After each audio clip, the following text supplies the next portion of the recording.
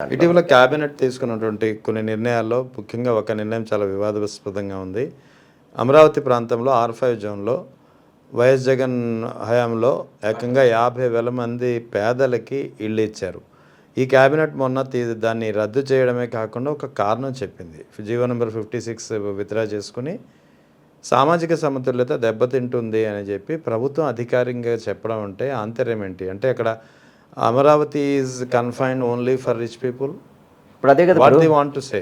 ఇప్పుడు పార్లమెంట్లో ఏమో ప్రభుత్వం అధికారికంగా అలా ఎలా చెప్తుంది? నాకు అదే సార్. ఇప్పుడు నేను కూడా చెప్పేది అదే సార్. ఇప్పుడు అమరావతి గురించి పార్లమెంట్లో రేణుకా చౌదరి గారు ఏం మాట్లాడారు? అమరావతి అని చెప్పి అమరావతి. అదేవిధంగా చంద్రబాబు నాయుడు గారు ఇప్పుడు జగన్మోహన్ రెడ్డి గారు సరే అమరావతి అనేది వాళ్ళు ఏదో క్యాపిటల్ అనుకున్నారని చెప్పి అనుకోండి, దాంట్లో ఏదైతే 50,000 ఇళ్ల పట్టాలు ఇచ్చారో ఆ జనాభా అంతా కనుక అక్కడికి వెళ్ళగలిగితే అమరావతి అదే మాటగా గ్రో అవుతుంది కదా. అది అంటే పబ్లిక్ వస్తారు కదా ఆటోమేటిక్గా. 50,000 ఇంటూ ఒక కుటుంబానికి ముగ్గురు వేసుకున్నా 150,000 మంది జనం పెరుగుతారు. పెరిగినప్పుడు ఏం జరుగుతుంది? అక్కడ ఆటోమేటిక్గా ఫెసిలిటీ క్రియేట్ అవుతుంటాయి. వాళ్ళు కొద్దిగా వ్యాపారాలు అయి పెట్టుకుంటారు చిన్న చితగా. వాటికేమో పేద ప్రజలకేమో అమరావతిలో నిర్మించకూడదు, ఆ నిర్మాణాలు ఉండకూడదు, జీవించకూడదు. అక్కడ కేవలం బడాబాబులు, చంద్రబాబు బినామీలు, పెద్ద పెద్ద వాళ్ళు మాత్రమే రాజధాని అమరావతి అని చెప్పితే సామాన్యుడు మరి అమరావతికి ఏమి వెళ్ళగలుగుతాడు? ఏం చేయగలుగుతాడు అమరావతికి వెళ్ళి? ఇప్పుడు అమరావతిలో ఇప్పుడు మొన్న అంతకుముందు ఏం చెప్పాడు చంద్రబాబు నాయుడు? అమరావతి అనేది ద బిగ్గెస్ట్ సిటీ అవుతుందని చెప్పి అన్నాడు. మొన్న ఏమంటాడు? మళ్ళీ రెండోసారి ల్యాండ్ పుల్లింగ్కి వెళ్తున్నాడు. వెళ్ళేటప్పుడు ఇప్పుడు మున్సిపాలిటీ స్టైల్లో ఉంది, దాన్ని పెద్ద చేయాలని చెప్పి అంటాడు. అంటే మరి అప్పుడు ఆలోచన లేదా నీకు? 50,000 ఎకరాలు తీసుకున్నప్పుడు మున్సిపాలిటీ స్టైల్ అని తెలియదా నీకు? ఇప్పుడేమో మున్సిపాలిటీలకు ఆపేస్తారా అని చెప్పి మళ్ళీ బెదిరించి రెండోసారి ల్యాండ్ పుల్లింగ్కి వెళ్తున్నాడు. ఒక రైతు ఏదైతే అమరావతిలో రైతు ఉన్నాడో అక్కడ మంత్రి నారాయణ ముందు మాట్లాడుతూ కుప్పకూలు పడిపోయాడు. మా పరిస్థితి ఏంటనేది ఈరోజు అమరావతిలో స్థలాలు ఇచ్చిన రైతులు కూడా బాధపడే పరిస్థితి. అమరావతిలో స్థలాలు ఇచ్చిన రైతులందరూ కూడా పిల్లలు చదువుకోవడానికి కానీ పిల్లల పెళ్ళిళ్ళకి కానీ వాళ్ళ ల్యాండ్ను ఉపయోగించుకోకుండా ఈ రోజుకు కూడా నువ్వు స్థలాలు కేటాయించలేదంటే వాళ్ళ పరిస్థితి ఈరోజు 12 ఏళ్ళు అయింది. ఈ రోజుకి మన ఆంధ్ర రాష్ట్రం విడిపోయి ఇక్కడికి. Are the feeling guilt? అంతే కదా. ఇప్పుడు ఎవరితో స్థలం తీసుకొని అసలు ప్రభుత్వ స్థలం లాక్కోవడం అనేది చంద్రబాబు చేశాడు. జగన్మోహన్ రెడ్డి గారు మీద బురద వేశారు వీళ్ళు. ల్యాండ్ పుల్లింగ్ యాక్ట్లో అని చెప్పి ఇది మన ల్యాండ్ టైటిలింగ్ యాక్ట్లో వేశారే, ఆ కార్యక్రమం చేసింది చంద్రబాబు నాయుడు. అతనికి అలవాటు కాబట్టి జగన్మోహన్ రెడ్డి గారు చేస్తారనేది క్రియేట్ చేయడానికి ప్రయత్నం చేశాడు. ఇప్పుడు బలవంతంగా రైతుల దగ్గర సెకండ్ ల్యాండ్ పుల్లింగ్ అని చెప్పని ఎందుకంటే ఇంత భూమి కాంక్ష ఎందుకు చంద్రబాబు నాయుడికి? ఇప్పుడు ఫస్ట్ టైంలో ఇచ్చిన అమరావతి రైతులకి స్థలాలు ఇవ్వలేదు, సరైన డబ్బులు రావట్లేదు, వాళ్ళకి ఆర్థికంగా ఇబ్బంది పడుతున్నారు, రైతులు చనిపోతున్నారు, అన్ని రకాల ఇబ్బంది పడుతున్నారు. రైతులను ఆదుకోవాల్సి పోయి ఇది పక్కన పడేసి మళ్ళీ సెకండ్ టైం ల్యాండ్ పుల్లింగ్ అని చెప్పని ఇంకా రైతులు మోసం చేయడం తప్పు కాదా? ఇవన్నీ కూడా మేము చెబుతున్నాం జనాలకి. ఇప్పుడు అర్థమవుతుంది జగన్మోహన్ రెడ్డి గారు. ఇప్పుడు కోవిడ్ వచ్చినప్పుడు జగన్మోహన్ రెడ్డి గారు ఏం చెప్పారు? పారాసిటమాల్ తగ్గుతుందని సహజీవనం చేయాల్సిందని చెప్పాడు ఆయన. అప్పుడు ఏం చేశారు? వీళ్ళే చాలా ట్రోల్ చేశారు. కానీ వాస్తవం అదే కదా. అదే ఇవాళకి ఎప్పుడు వచ్చి ఎప్పుడు పోయిందో తెలియట్లేదుగా. అదే వాస్తవమే కదా. అలాగే జగన్మోహన్ రెడ్డి గారు చెప్పేది వాస్తవాలు చెప్పడం కొంత జనాలకి అర్థం కావడం టైం పడుతుంది. ఆ టైంలో ఇప్పుడు అమరావతి కూడా ప్రజలకు అర్థమవుతుంది. అమరావతిలో జరుగుతుంది మోసం జరుగుతుంది. కేవలం అతని భూదాహం ద్వారా, అతని ధనదాహం ద్వారా డబ్బులు సంపాదించడానికి ఇది ఒక ఆదాయ మార్గంగా మాత్రం చూస్తున్నాడు తప్ప దాన్ని ఎక్కడ కూడా అభివృద్ధి చేయాలని కానీ అభివృద్ధి అయ్యే అవకాశాలు కూడా తక్కువ ఉన్నాయి దానికి. సో మీరు అధికారంలోకి వస్తే 2029లో మావిగన్ ప్రతిపాదన అమలు చేస్తారా? రెండోది 50,000 ఇళ్ల పట్టాలు ఏవైతే రద్దు చేశారో దాని విషయంలో నిర్ణయం తీసుకుంటారు? సార్, పేదవారి విషయంలో అధికారంలో ఉన్నా లేకపోయినా ఇప్పుడు కూడా పేదవారి తరపున మేము పోరాటం చేస్తాము. తప్పకుండా పేదవారికి ఆ స్థలాలు ఇవ్వాల్సిందే, దాంట్లో ఎటువంటి డౌట్. ఎందుకంటే మా చేతితో మేము ఇచ్చిన పట్టాలు అవి.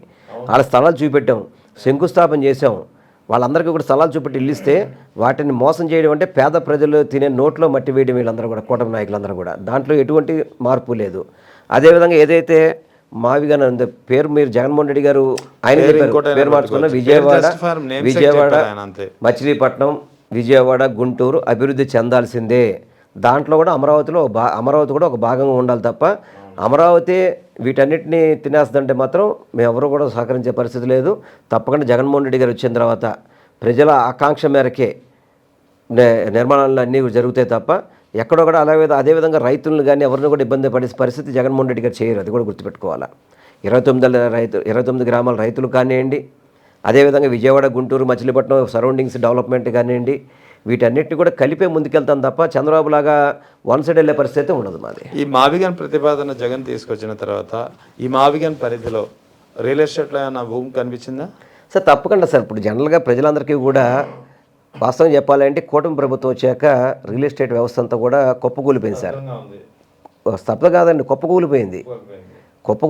ఎందుకంటే వీళ్ళు 18,000 రూపాయలు కన్స్ట్రక్షన్ చేస్తున్నారు సచివాలయాలకి. అపార్ట్మెంట్లకు 3,000 రూపాయలు కూడా కొనేవాళ్ళు లేరు ఈరోజు. స్థలంతో సహా 3,000, 4,000 ఇచ్చినా కూడా కొనేవాళ్ళు లేరు ఈరోజు. అంటే ఆ విధంగా ఆర్థిక వ్యవస్థ అతలాకుతం అయిపోయింది. కూటమి ప్రభుత్వం వచ్చాక వ్యాపారాలు లేవు, సరైన ఇన్కమ్స్ లేవు, ఎవరికి కూడా ఆదాయాలు లేవు. అదేవిధంగా ప్రజలకేమో జీవన నాడి నడవాలంటే కష్టమే పరిధి. ఏదైనా రూపాయి సంపాదిస్తే అది మందుకే సరిపోతుంది వాళ్ళకి. వీళ్ళు మందును విపరీతంగా ప్రమోట్ చేస్తారు. 24 గంటలు మందు అందుబాటులో తీసుకొచ్చారు. దానివల్ల ఎవరైనా పేద ప్రజలు కష్టపడిన వాళ్ళంతా కూడా మందుకి ఖర్చు పెడతాం సరిపోయింది తప్ప ఎవరు కూడా సంతోషంగా ఉన్న పరిస్థితి ఎక్కడా కూడా ఆంధ్ర రాష్ట్రం లేదు. తప్పకుండా జగన్మోహన్ రెడ్డి గారు రేపు 29 ముఖ్యమంత్రి అయ్యాక వీటన్నిటికి కూడా గాడిలో పెడతారు. అందరికీ కూడా న్యాయం జరుగుతుంది. ప్రతి ప్రాంతాన్ని అభివృద్ధి చేసేందుకు ముందుకెళ్తారు తప్ప చంద్రబాబు లాగా స్వార్థం కోసం అయితే జగన్మోహన్ రెడ్డి గారు అయితే చేయరు. సో విజయవాడ మీరు దాదాపు 2009లో ఎమ్మెల్యే చేశారు, 14లో చేశారు, 19లో చేశారు, 3 సార్లు ఎమ్మెల్యే చేశారు, ఒకసారి అయితే మంత్రిగా చేశారు. So this is Vellampalli Srinivas land mark development అనేవి ఏమైనా ఉన్నాయా? చాలా చాలా చాలా నా కాన్షియన్స్ సంబంధించి నేను 2 సార్లు ఎమ్మెల్యే అయింది. 2009 ఒకసారి, 19 ఒకసారి, 14 ఓడిపోయాను, 24 ఓడిపోయాను. మా పశ్చిమ నియోజకవర్గం సంబంధించి అనేక ఇళ్ల పట్టాలు జగన్మోహన్ రెడ్డి గారి నాయకత్వంలో ఇవ్వడం, కొండ ప్రాంత ప్రజలందరికీ కూడా పట్టాలు ఇవ్వడం జరిగింది. అదేవిధంగా మా విజయవాడ నగరాన్ని, మా విజయవాడ పశ్చిమ నియోజకవర్గాన్ని చాలా అద్భుతంగా ఇదివరకు పాత బస్తీ అనే దాన్ని ఏదైతే బందర్ రోడ్లు, బీసెంట్ రోడ్లు లాగా మా ఏరియాలో డెవలప్ చేసుకోగలిగాం మేము. సిమెంట్ రోడ్లు వేసి, అంటే రోడ్లు అంటే ఆ విధమైన బ్యూటిఫికేషన్ కూడా తీసుకొచ్చాం. అంటే అదే 1 టౌన్ ఏరియా ఇదంతా చిట్టినగర్. అవును, మీరు ఒకసారి చూసుకుంటే కనుక మీరు పంజా సెంటర్ నుంచి చిట్టినగర్ వెళ్తుంటే మీకు బందర్ రోడ్లో ఏ విధంగా అయితే బ్యూటిఫికేషన్ ఉందో అటువంటి హంగులతో మొత్తం మా కాన్స్టిట్యున్సీని అభివృద్ధి చేసుకున్నాం. మంచి స్టేడియం తీసుకొచ్చుకున్నాం కానీ మా కాన్స్టిట్యున్సీకి సంబంధించి అట్లా పేద ప్రజలకు కావాల్సినవన్నీ కూడా పాత బస్తీని కొత్త బస్తీగా చేయడానికి అన్ని రకాల హంగులతో అభివృద్ధి చేయగలిగాం మేము. ఫ్లైఓవర్ విజయవాడ కనకదుర్గమ్మ ఫ్లైఓవర్ అది చూడొచ్చు. అదేవిధంగా బెన్సర్గల్ దగ్గర ఫ్లైఓవర్లు కావచ్చు, రిటర్నింగ్ వాల్స్ కావచ్చు. జగన్మోహన్ రెడ్డి గారి నాయకత్వంలో విజయవాడకి అన్ని రకాల కూడా ఆర్థికంగా వారు సహాయం చేసి ఇప్పుడు రిటర్నింగ్ వాల్ అనేది దశాబ్దాల కోరిక. దాదాపు 12 డివిజన్లు, కొన్ని వేల మంది కొద్దిపాటి ప్రకాశం బ్యారేజ్ గేట్లు వదిలితే వాళ్ళు ఇబ్బంది పడే పరిస్థితి. ఈరోజు మొన్న సింగినగర్ ఏదైతే బుడమేరు వచ్చిందో ఆ బుడమేరు వచ్చినప్పటికీ కూడా అక్కడ కృష్ణానది పొంగినప్పటికీ కూడా, అవును అదే టైంలో కృష్ణానది పొంగింది. కృష్ణానది ఎఫెక్ట్ పడలేదు. చెప్తున్నా, విజయవాడ పడలేదు. కారణం అంటే రిటర్నింగ్ వాళ్ళు కట్టారు జగన్మోహన్ రెడ్డి గారు. నువ్వు 45 ఏళ్ళు ముఖ్యమంత్రిగా చంద్రబాబు నాయుడు అనుభవం అని చెప్పి అంటాడు కదా, మరి రిటర్నింగ్ వాళ్ళు ఎందుకు అట్లయిపోయాడు? బెన్సేగర్ దగ్గర ఫ్లైఓవర్ సొగం నిర్మాణం చేసి ఆపేశాడు ఆయన. జగన్మోహన్ రెడ్డి గారు మిగతా సొగం పూర్తి చేసి ఇంకోటి కూడా కట్టాడు. పక్కన 2 ఫ్లైఓవర్స్ ఆయన కట్టింది ఆయన అక్కడ. అంటే జనాలకి కావాల్సినవన్నీ కూడా చేసుకుంటూ వచ్చి, ఇది కూడా బుడమేరు కూడా వీళ్ళు చేసిన తప్పు మానవ తప్పిదం అంటారే, అధికారులు సరిగ్గా సమన్వయం చేయకుండా అప్పటికీ కూడా ఇరిగేషన్ అధికారులు హెచ్చరించినప్పటికీ కూడా వాళ్ళు ప్రికాషన్ తీసుకోవడం వల్ల అంత నష్టం జరిగింది. ఆ నష్టానికి షో చేశాడు తప్ప చంద్రబాబు నాయుడు ఎప్పటికీ కూడా దాన్ని పరిష్కారం చూపెట్టట్లేదు చంద్రబాబు నాయుడు. బుడమేరుకి ఇదే జగన్మోహన్ రెడ్డి గారు ఉంటుంటే కనుక ఇప్పటికి పర్మనెంట్ పరిష్కారం వచ్చేసేది దానికి. మీ ప్లాన్ ఆఫ్ యాక్షన్ ఏమైనా ఉందా బుడమేరు గురించి? ఎందుకంటే బుడమేరు అనేది ప్రతిసారి జరిగేది, అది ఎప్పుడు ఎలా వస్తుందో తెలియదు. బుడమేరు సంబంధించి do you have any plan of action? తప్పకుండా బుడమేరుని ప్రక్షాళన చేయాల్సిన పరిస్థితి ఉంది.